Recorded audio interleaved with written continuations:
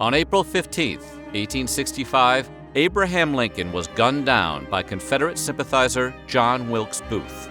Lincoln's successor, Andrew Johnson, abandoned his predecessor's plans for Reconstruction and ultimately proved incapable of unifying the deeply fractured nation. Southern states quickly saw an onslaught of new legal mechanisms designed to retain economic power of Southern landowners and oppress Black Americans.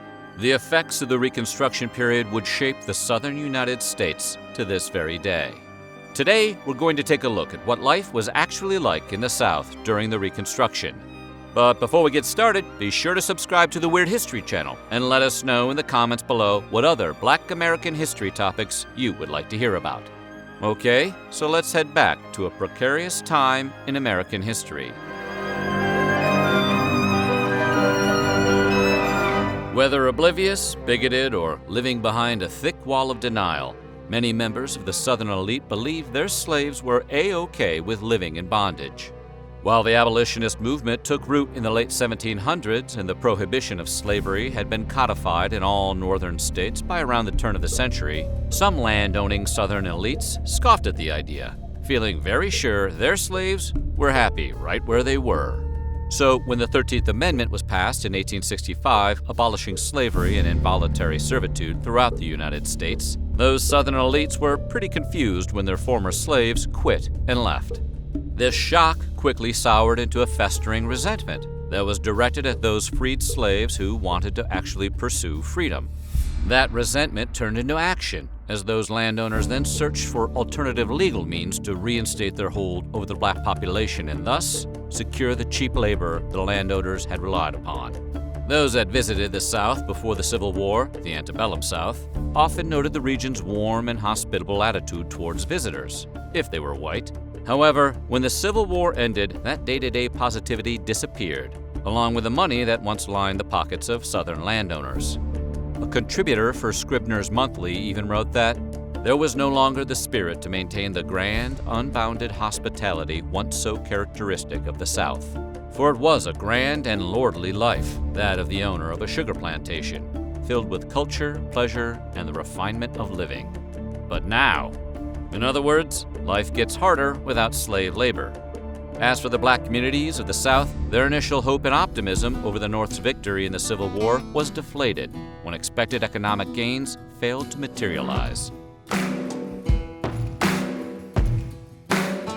In 1865, Congress established the Freedmen's Bureau to help millions of former Black slaves and poor whites after the Civil War.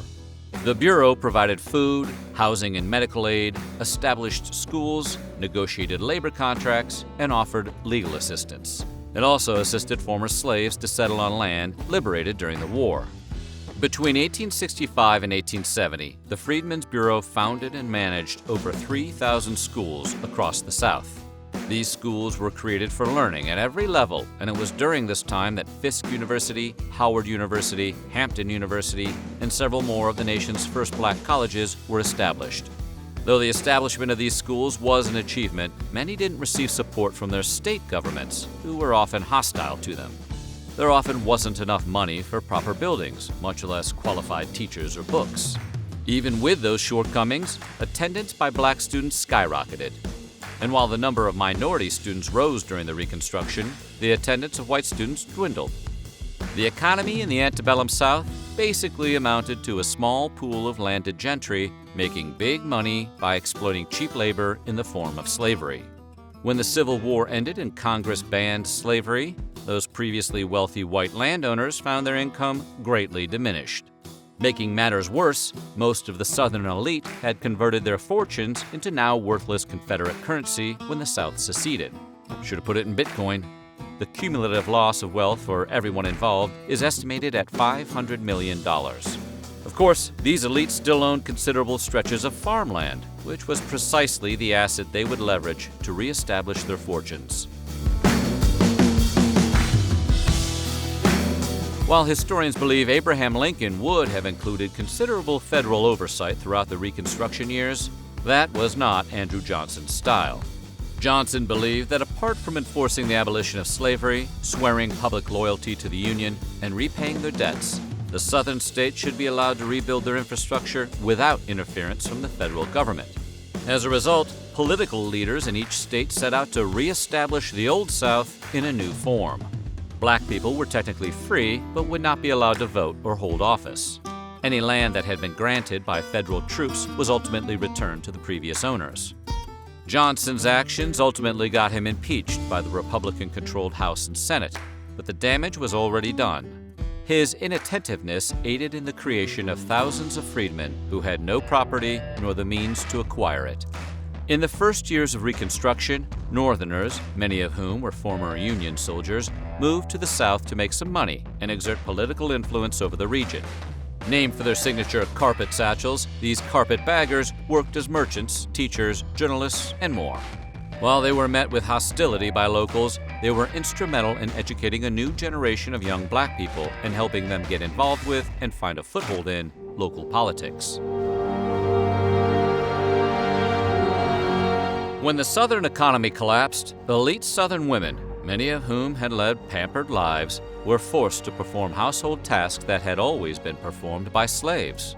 This meant learning how to pump water, clean their homes, prepare meals, and tend to a variety of other manual chores.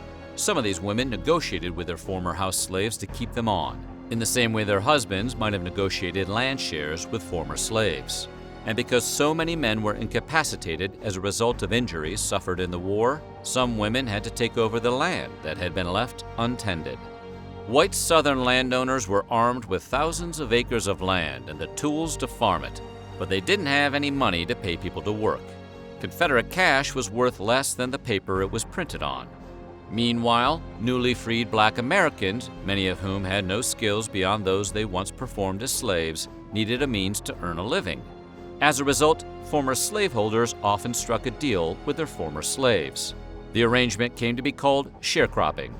The average black sharecropper's day was filled with farming a stretch of land that was technically their own, so long as they supplied the real landowner with enough crops at harvest.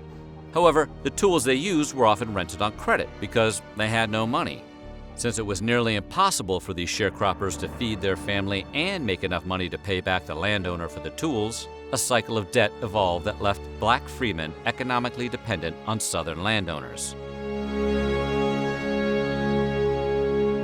While some consider the Reconstruction a blazing trash fire, some good things did come from it. One of those things was that many black families who had been previously torn apart through slavery were finally able to be reunited. In the years after the war, former slaves found themselves with options that were once unthinkable.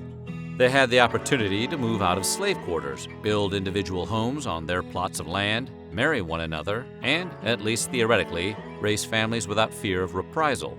In some instances, the chaos following the Civil War saw slaves rise up and take their former owners' land and home by force. While that may sound like poetic justice, President Johnson didn't like that poem. Amnesty for the defeated Southern landowners in exchange for allegiance to the Union, along with plain old politics, led Johnson to direct federal troops to step in and return the seized land to the ex-slave owners to whom it previously belonged. For similar reasons, Johnson also reversed General William Tecumseh Sherman's land redistribution plan, which had been implemented with Special Field Orders 15 during the war. Later, various legislative efforts for land redistribution failed to gain necessary political support. Interests were torn between appeasement and reconciliation with the South and radical Republican desire to dismantle the plantation system. As a result, most slaves were left with little opportunity to own land in the South, compelled either into a life of sharecropping or to relocate to greater opportunity, but equipped with few skills or resources to do so. While black Southerners were now technically free under federal law, the reality on the ground was starkly different. States like Mississippi passed regulations that compelled black people to get written evidence of employment every single January. Those black people found to be working without such a contract, or any who chose to leave their property before their contract was out, would forfeit any previous earnings and open themselves up to arrest. The net effect was that a lot of black sharecroppers found that their day-to-day existence looked a lot like their days as slaves. They were still working the same land, and they were effectively incapable of leaving. Free blacks who wanted to find work in non-farming arenas were faced with a few problems. They had limited financial resources and had skills primarily related to agricultural work. Plus, their local governments worked diligently to make sure change was not easy for them. For example, during Reconstruction in South Carolina, the legislature passed a law that mandated blacks who took work as anything other than a farmer or servant would be subject to a tax of up to $100 a year. This meant black people who moved to Charleston seeking an administrative or clerical position, or who endeavored to become an artist or craftsman, found their ambitions saddled with a formidable economic burden. Several states throughout the South passed laws that made it legal for black people to serve out prison terms by working on plantations. So, any black artisans unable to pay their taxes, any former slaves arrested and convicted of vagrancy, or any sharecropper unable to pay their rent could be arrested and sentenced to work on a plantation. This looks familiar. Didn't we just fight a war to end that?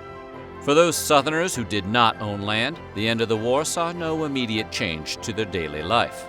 But that wouldn't last too long. Crops from free black farmers that entered the market increased competition, creating downward pressure on prices. This impacted the lives of poor white Southern farmers. The competition between these groups, both struggling for survival, created resentment between blacks and poor whites. So what do you think? What went right and what went wrong with Reconstruction? Let us know in the comments below, and while you're at it, check out some of these other videos from our weird history.